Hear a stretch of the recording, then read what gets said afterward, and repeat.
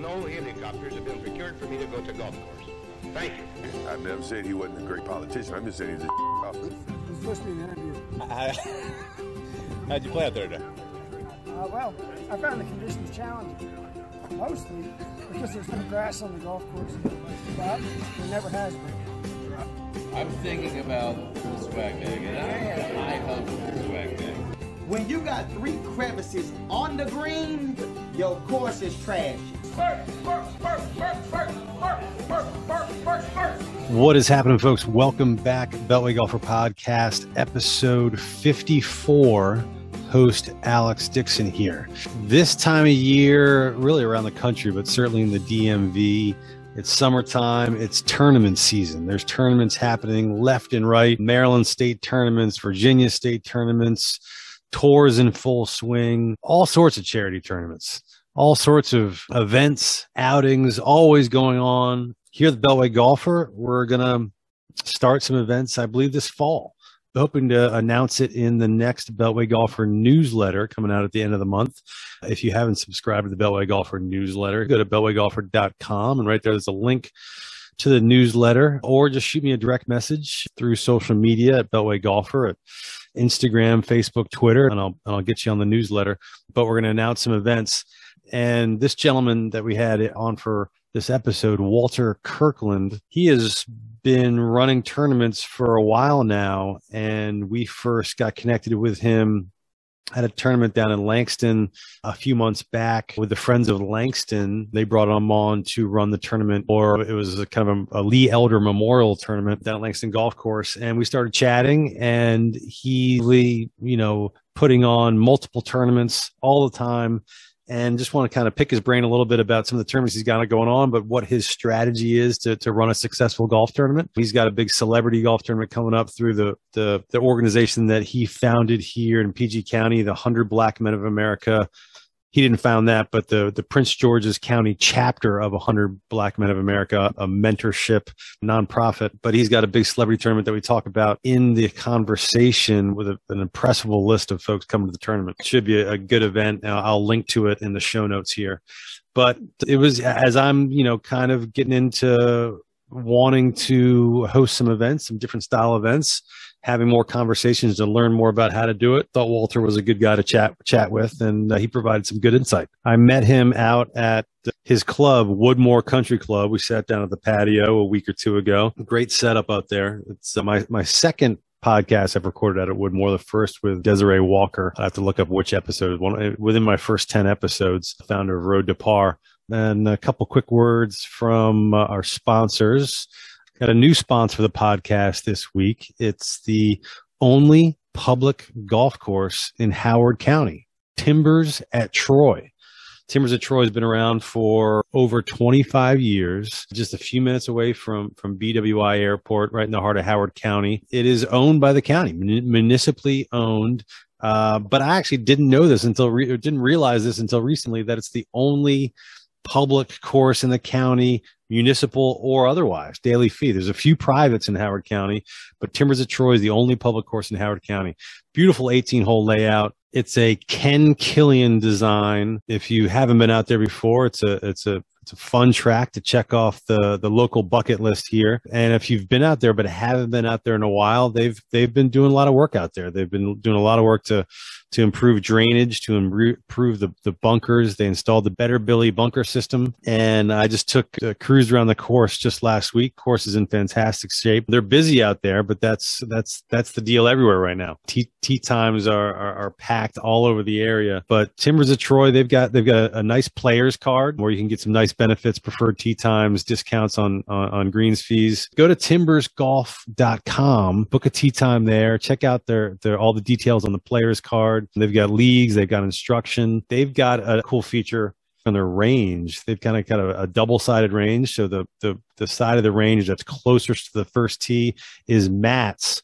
But some folks don't realize you can walk down to the other end of the driving range, and there's a grass range on the far side of it that you can kind of hit back into where the balls would be coming from the mat side. It's a fun track. If you haven't been out there, a long time, go check it out again. Timbers at Troy, timbersgolf.com. Go tee it up. Let us know how it went. Also sponsored the podcast is your favorite cocktail, Fore Craft Cocktails, Transfusion in a can, based in Richmond, Virginia, small business. Just saw that you can now get them at Laurel Hill Golf Course in Lorton, Virginia, which is kind of exciting. And they're getting ready to release their 2 new flavors, 4 Tea and Bloody Mary. And if you like a little extra kick in your cocktail, they just upped the ABV in Fore Craft Cocktails from 5% to 7%. But go to forecraftcocktails.com. It's FORE craftcocktails.com. They've got a location finder. You can find what courses, what stores we can get a few, certainly in all the Total Wine and Beverage in Northern Virginia. They're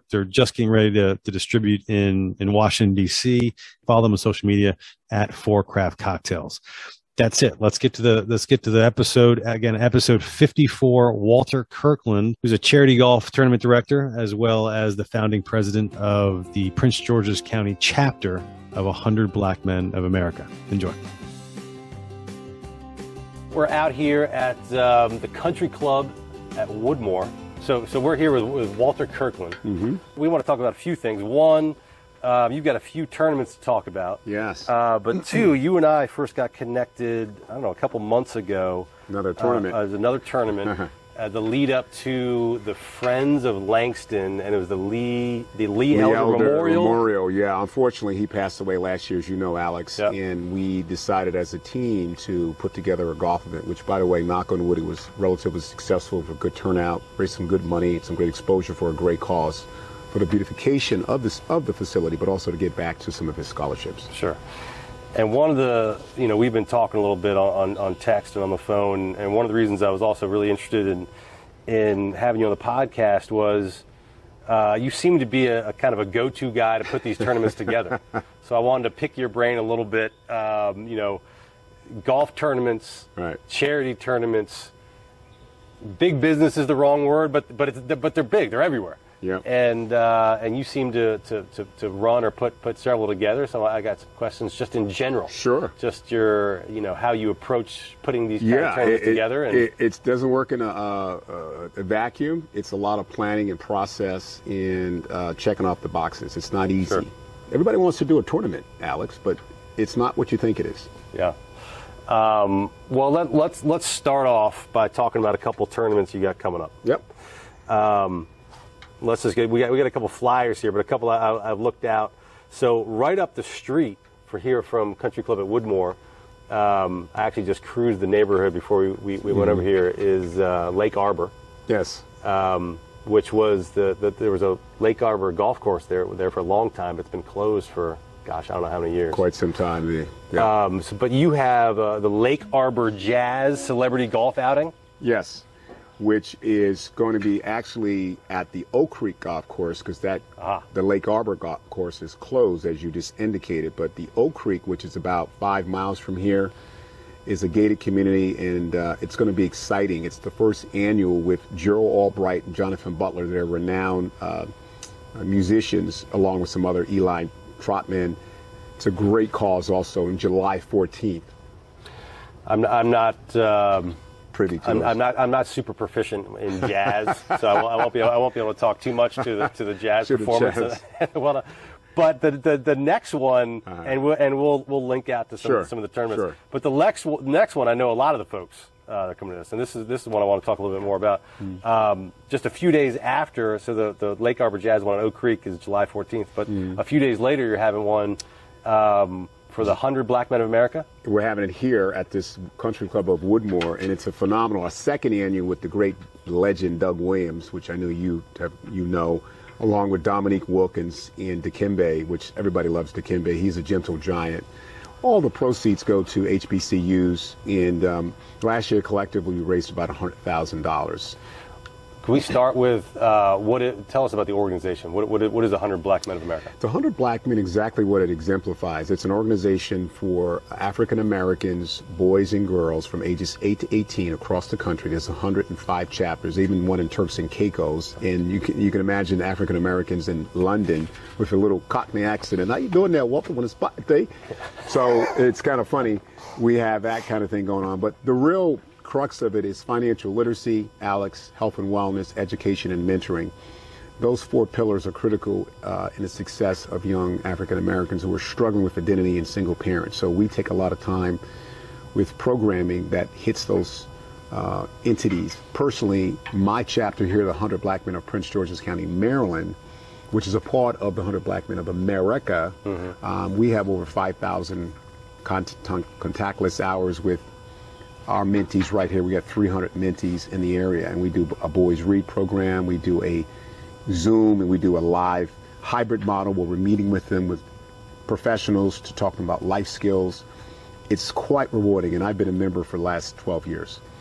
Some of these questions might be naive, but like, so what are the, you said you got 300 mentees. Yep. Are these young men who got in legal trouble, or just looking for mentorship in general? Looking for mentorship in general. What you have to understand in the world we live in, there's a lot of, especially in the African American community, in the Latino, there's a lot of single parents where the mom is raising the child, and they need some reinforcements as it relates to even communication skills, in relation to financial literacy skills. My biggest pet peeve, Alex, being a journalist and a media person, is you have to open your mouth. You have to say what you want to say. And it drives me nuts when these young kids, no eye contact, no sense of urgency, and can't communicate properly because they don't have the dinner time discussions and debates like most Americans do, because their parents are trying to keep the lights on. Does that make sense? Their parents, one could be in prison. Their parents, one could be on dope. So this area where we are in the Washington metro region, we select certain children that need to be, now not all of them are like that, but we feel that they need a jump start, and it's been so rewarding. And so I just got back from the national conference in Fort Lauderdale, and we had several chapters with kids competing for the African American History Challenge and the Financial Literacy Challenge, where you see these kids actually on stage competing. It does a couple things. It allows them to study, retention, and plus they get a chance to present among them peers. So what happens, they don't do a lot of that typically. So it's a phenomenal experience. It's so rewarding and so fruitful. And you helped start the chapter here in Prince George's County? I'm the one that started the one in Prince George's County. And the reason why I did that, there was a chapter in D.C., there was a chapter in Baltimore, but it wasn't one in Prince George's County. In many regards, as you know, being from the area, it's kind of like the 8th Ward or the 9th Ward of D.C., where you have, there's quite a bit of crime element coming from this county. So I felt, looking at the demographics and the crime and even the truancy rate and the graduation rate, which by the way is like 79%, we needed to do something. So that is why I had to put together a business plan, and believe it or not, we got turned down the first time because we weren't ready. We had a different leadership team and they declined us to approve it. I came back retooled, got a different team, and we got approved in 2010. Okay. I was kind of curious. So business plan, like what is the business? Just on how to... Well, this is a business. This is a nonprofit. Yeah. Business plan is your bylaws. Sure. Is your strategic plan. You're a business person, marketing. How do you plan to, what's your succession plan? But when you're talking about mentorship, you're talking about... No, but you have to have working capital to sustain your program. You got to get books, sure. You got to get training, you got to get staff. You have to raise money to jumpstart the organization. It doesn't come out of a vacuum. And then you do fundraisers to sustain it. We went from a chapter of just 10 members to a chapter now of 70, a working capital of $10,000 to now we have close to $300,000 in the last. So that's phenomenal. Sure. It's through fundraising. Yeah. Because we don't make any money, but you have to have a business mind in order to have a succession plan. How do you sustain the organization? Sure. It doesn't just, you don't have money coming in. So you have to have a business mind to do that. Sure. So in your business plan, you're talking about, raising funds and making sure it can be sustainable. In that business plan, are there events like this? Yes. This is how we're going to raise that money. Yes. This is how we're going to have capital. Yes. And golf tournaments could play a role in that? It could be. And, you're a golfer. You don't always make a lot of money with golf, but it is something you put from an operational perspective. There's an expense to do a golf. And as we get into that discussion, we can elaborate on that. But it's not always profit. I mean, you got to have, the facility has a deposit. The facility has expenses. And then you have to take care of the vendors. I mean, there's so many attributes when they do golf events, they think, oh man, we're going to do a golf event, we're going to make all this money. It's not that way. Yeah. So yeah, you do make money, but you have to really have a lot of variables to make the real profit. Yeah. It's on sponsorship, not on golfers. Let's talk about, so how does the 100 Black Men in America Celebrity Golf Tournament, how does it help the organization? It helps in a couple ways. A lot of sponsors, like we had Walgreens, ESPN last year, they want to be a part of this. It was a big day party here. We had over 200 plus golfers. Was that the first one last year? The first one. I had no idea how recognizable we were as an organization. We had Kevin Durant's mom here. And even though it was a long day, they said, Walter, it was a day party. We had a great time. So it's not even the golf. It's really the relationships. It's building new relationships. It's solidifying relationships. It's being a part of helping the youth of the future. We had caddies. Some of our mentees actually were caddies, caddies to the celebrities. So it's really beyond just golf. Let's talk about, you get an impressive list of folks here. Yeah. Golfers will know Jim Thorpe. Second African American to play in the Masters. Phenomenal human being. Football guys will recognize a few of these guys, but certainly Ken Harvey. He does a lot of celebrity tournaments around this area. He's a huge golfer. He's a huge golfer, and he's a great personality. One blast, the name from the past, I hadn't heard in a long time, but I used to have his Sports Illustrated when he made the transition from hurdler to the NFL. Ronaldo Nehemiah. I mean, that's a name from when I was like a little kid. Yeah, he was a great hurler, and now he actually manages a couple track athletes. And then Doug Williams, you already mentioned. You said he's here last first African American to win the Super Bowl. Sure, he's a legend in these parts. I don't think he's bought a drink in the D.C. area probably in 30 years. Great human being, and he's the ambassador for the whole event. But as a basketball guy, I'm a basketball guy personally at heart. You got the human highlight reel. Oh my God! And Mad Max, Dominic Wilkins, and Vernon Maxwell. Yes, just great. They love the game of golf. Great personalities. Yeah, they're tremendous. So let me ask you, that sounds like a great event. And Dikembe too, by the way. And Dikembe Mutombo. No, he didn't make your flyer. So he didn't make that late flyer. Edition? He's a late edition. Okay. Absolutely. The finger wag. Absolutely. The finger wag. Georgetown University. Yes, legend. Try to get Patrick to come also too. Oh wow. So a couple questions. Sounds like a great event. I thought I was going to be out of town. We just realized before we started recording I will be in town, so I'm going to make it out. So I've just about putting a tournament like this together. So first off, there's we were talking about this earlier. Every golf course. I mean, if you could go online, go on social media, there's a million charity golf tournaments. There's charity golf tournaments constantly. Sure. For every nonprofit you can think of. Yep.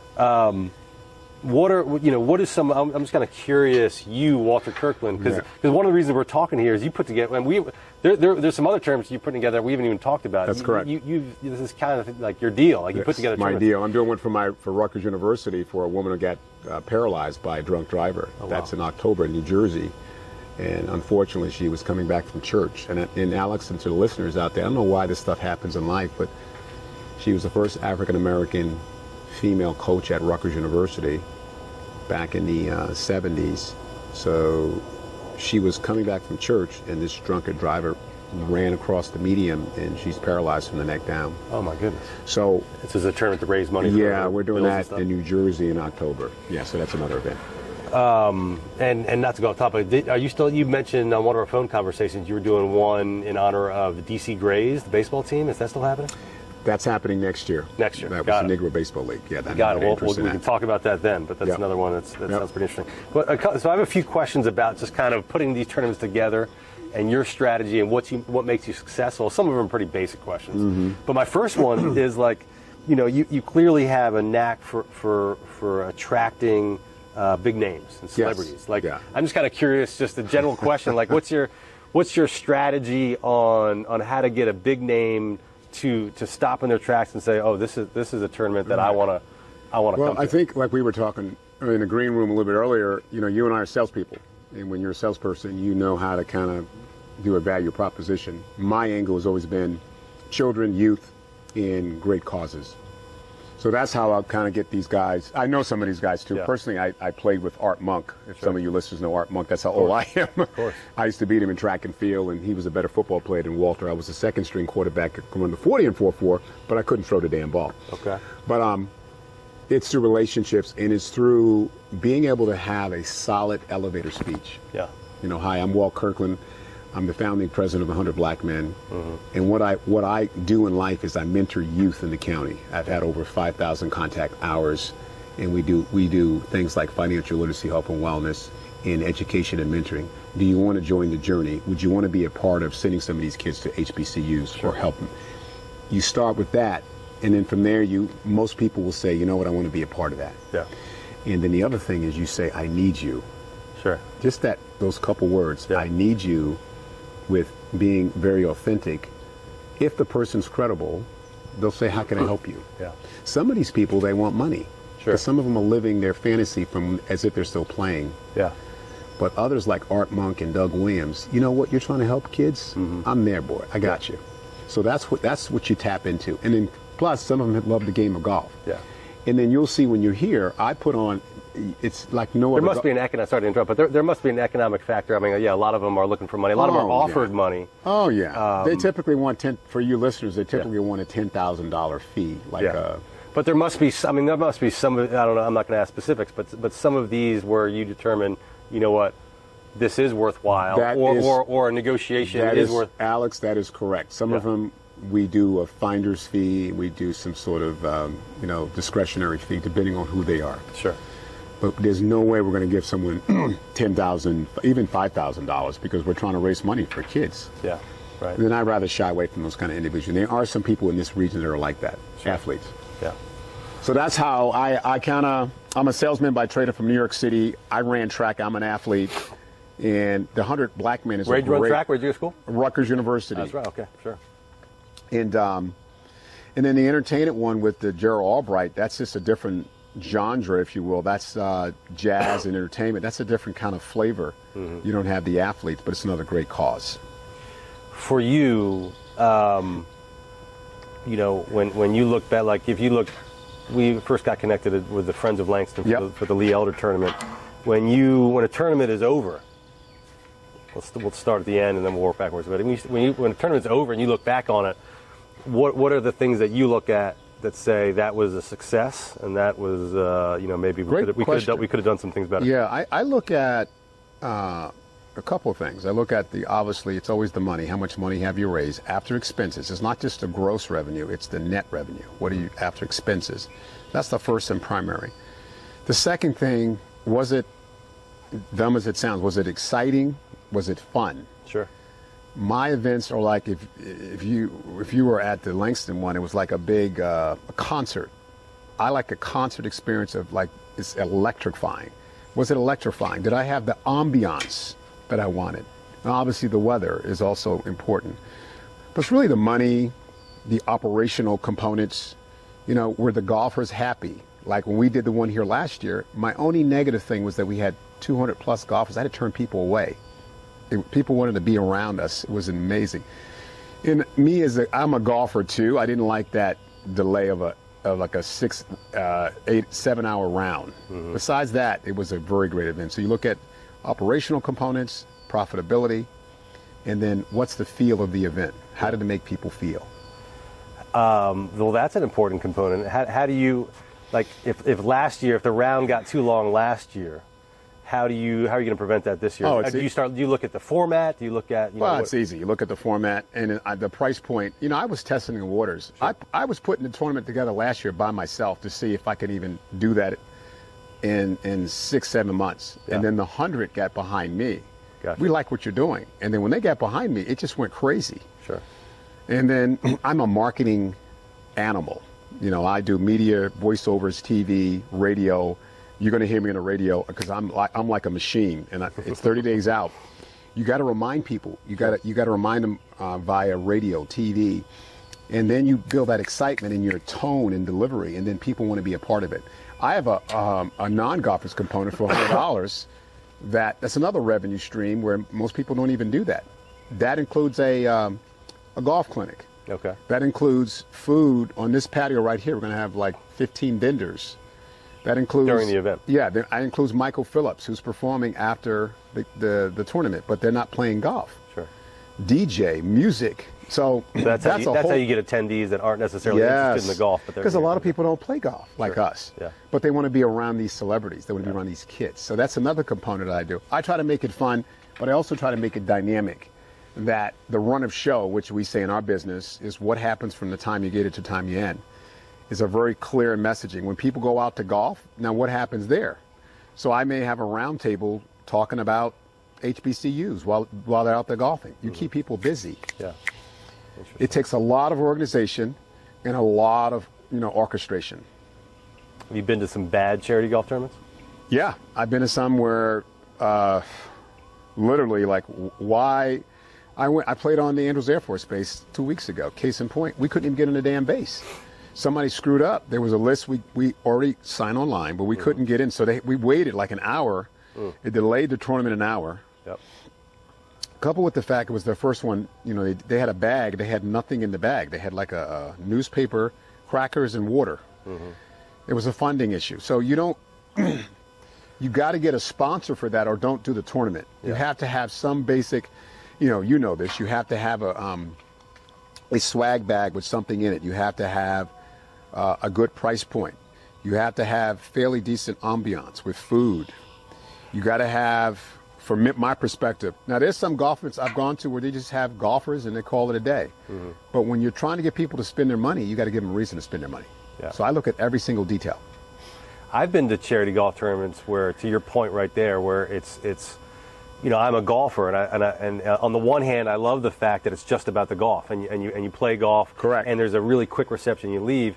But on the other hand, like the golfer in me says, oh yeah, it's exactly what I want. But on the other hand, I'm like, there was nothing really special about that event. It was a normal scramble. They gave, they went through the motions of giving away closest to the pin and longest drive, and then everybody hits the road. Right. And like next year, I'm not going to necessarily want to go back to that. Exactly. So you got to give people a reason to stay at least 1 hour, because it's for the kids. Did you have fun? I have massage therapists. I have music. So the fundraising aspect is the I'm just kind of curious, like, what is the ratio? How much are you raising for, like, from corporations that are sponsoring holes and that sort of thing, versus like the actual people here that are, that play or no? You virtually get nothing from people that play, because the cost here, you can imagine, this is a country club. Yeah. The money is all made from sponsors. Yeah. So like right now for the 100, I already got Walgreens is coming back. They're giving us 25,000. MGM's giving us 10,000. I have about 6 whole sponsors at about 500. So I got about 40 grand in the books right now, prior, like a month to go. I want to get that, north of 100 grand.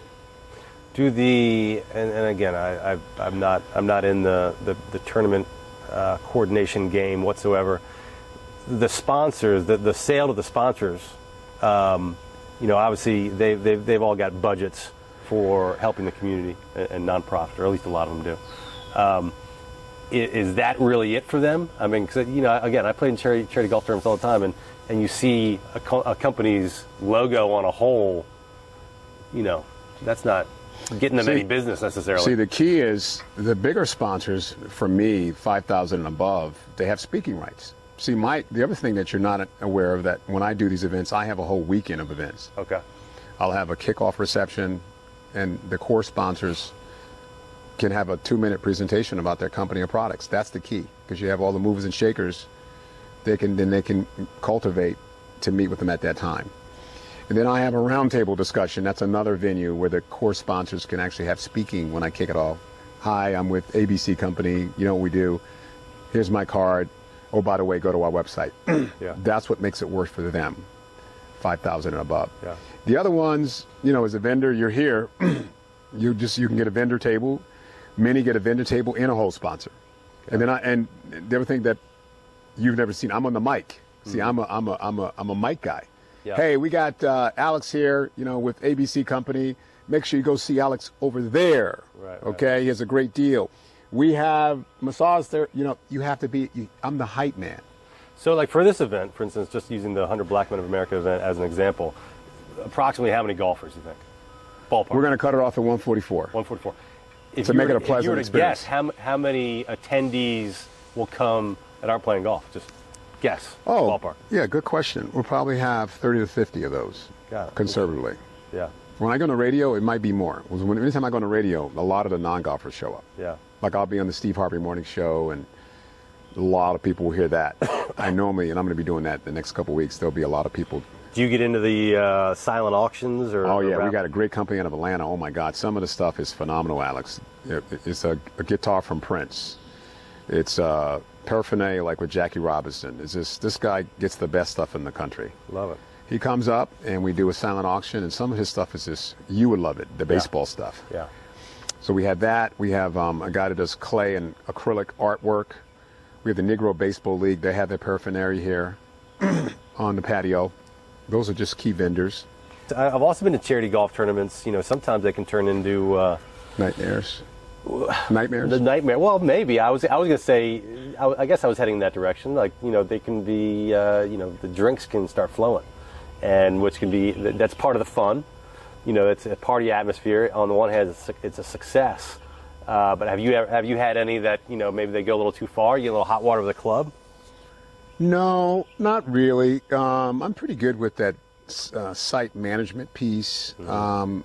Sometimes on this type of club here, you have people that are not golfers. They'll be walking on the greens and they're drinking. That goes on, especially the young people. Oh, my God, they just have no idea about the golf etiquette. That's happened here a few times. But for the most part, when I do mine, I have a lot of volunteers that can manage that. The thing about putting on these tournaments for your listeners out there, it's very stressful. You know why it's stressful? I have a very high bar, and it's my integrity and my name. And when you have these high-profile people like that, you got to make it a red VIP experience. So for me, I'm never satisfied. I'm always trying to improve. So you worry about the weather, obviously. You worry about if something's going to go wrong. It's not like you're just throwing together a YMCA tournament. You know what I'm saying? But when you do these high-profile events, you want that phone call to be answered the next time you reach out. Absolutely, like the one we're doing in the fall here with the vets. You know, they don't get a lot of love. Mm-hmm. So you want to represent them very well. So that's what, when you guys think about doing tournaments, think about your purpose, your mission, your size, your budget, and what is your endpoint vision? What do you want to get out of the tournament? Have you gotten to a point, because these aren't all for 100 Black Men of America. No, these are different. Are you at a point where people are coming to you? This is what's happening. Right. When I did this one last year, I got 3 offers to do tournaments. They're like, you have to do this for me. So it's a blessing. Yeah. So I don't take them all, because some of them, it doesn't fit into what I want to do. And sure. And you can't do so many, because it typically, for you listeners out there, you know this, Alex, it takes really about a year to do it effectively, with sponsorship, the calibration with awards, and it's a whole checklist that you've got to market it properly. Can you do it? We did Langston in really 4 months, but that's different. Langston was a lot of historical profiles, and people were kind of hyped up over that. Yeah. But typically, and the timing with Lee Elder and Lee Elder, there was passion for that. But typically, for you viewers and listeners out there, it really takes about, in my opinion, because I've done about 30 tournaments, it takes about 8 to 12 months to do it, because you got to just calibrate and take your time and cultivate, and you got to secure the celebrities. You got to, I mean, it's just, it's very stressful. So about yourself, so you're also you're a podcaster yourself. Oh yeah. Tell us a little bit about your podcast. My podcast is called Kirkland's Corner, and we do it virtually. I've been doing it, believe it or not, the last 3 years. I used to do it in studio, and then with COVID, when they closed everything, I used to do it at CTV here in Prince George's County, and then I went virtual. So now I've pretty much stayed virtual. Now I'm working also back into the studio here in Upper Marlboro, Maryland, where we've had, on my podcast, I've had Jesse Jackson, the civil rights leader. I've had Edwin Moses. He was a very famous track hurdler. Sure. He ran 122 races. He won consistently. Doug Williams, I've had on there, and numerous political figures. So my podcast, you know, it's just a way to get the message out like yours, and it's just exciting when most people I call will call me back.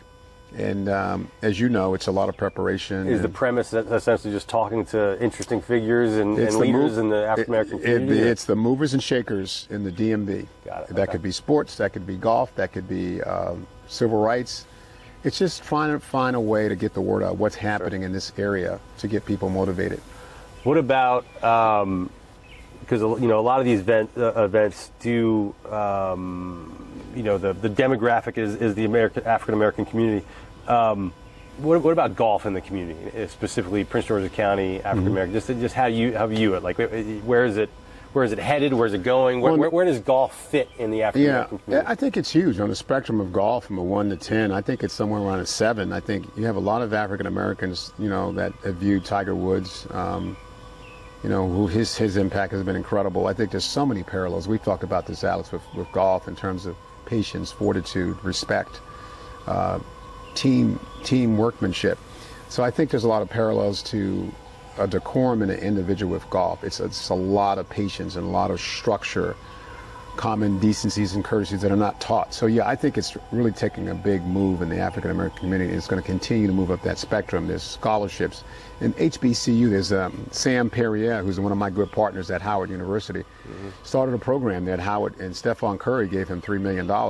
And they just won the MEAC championship, and one of his guys got an exemption to play. I was out there. Oh, so that's the power that golf has, that impacts everyone, not just African Americans, but little boys and girls, because it's such a great sport, and you can play into your 90s. Sure.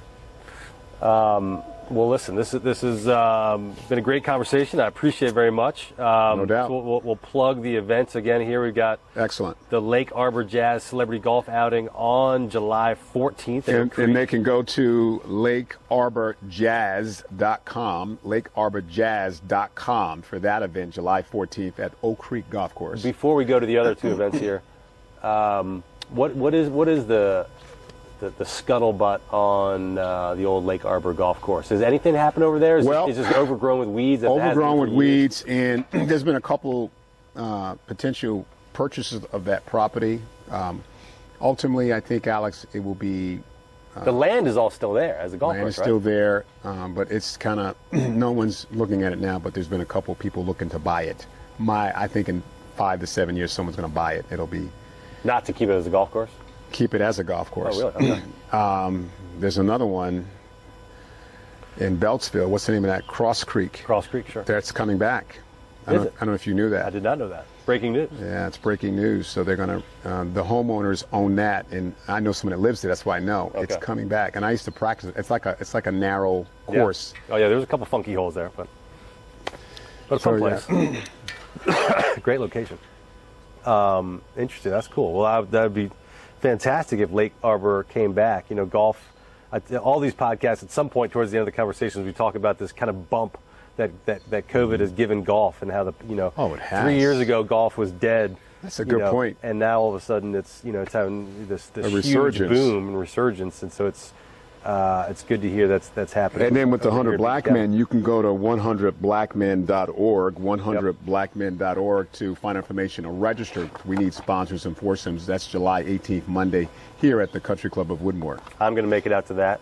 And this last one you got here out at Turf Valley, up here in Turf Valley and Montgomery and Howard County. That's for the vets. The veterans, they get no love. That's October 24th.